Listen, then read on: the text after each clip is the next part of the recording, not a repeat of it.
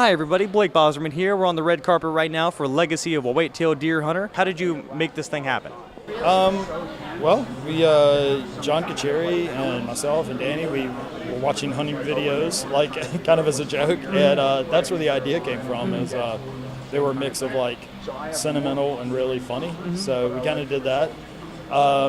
We wrote the script and then showed it to Scott Rudin, who came on as a producer with us, and we have a company called Rough House, and we kind of partnered up and did it. I know you and Jody are like partners in crime, so can you take us through how this whole story came to be? You know, John Kachuri, Jody Hill, and myself, we all went to film school together. We've known each other since we were teenagers. And, you know, John had found these videos from the 80s, these hunting videos.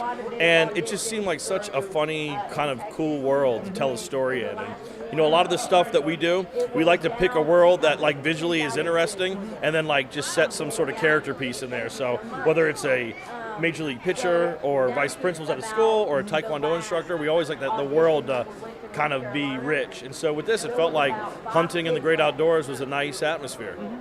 Take us through the experience of being in the movie, because this was your first movie, correct? Yeah, take us through that. How did it feel for you? It was fun because not only I didn't get nervous, but because of the cast members and stuff.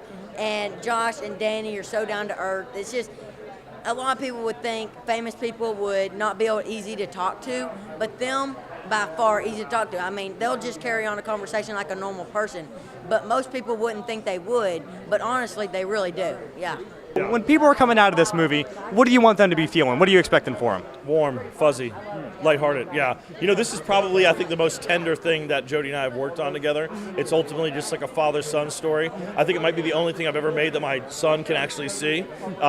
So, yeah, it was kind of nice to change gears and not just try to discuss people the whole time, yeah. When people are coming out of the theater, what do you want them to be feeling because of this movie? Oh, you know, hopefully the feeling is not only within the laughs and all that, is to go out and really spend the time with your kids and listen to your kids. And I think that's the biggest thing, is Buck comes from this place of like, I want you to be like me and we'll all be okay. Whereas by the end of the film, I think he realizes if I just listen a little more to my kid and respect the fact that it's generational and there's some differences, but I can love him for what he is, hopefully we'll get a little of that out of it. Well, there you have it, everybody. It seems like we have a great group of really funny people here. Make sure to check out the movie when it comes out July 6th, and also make sure to check out all the other videos we have from South by Southwest.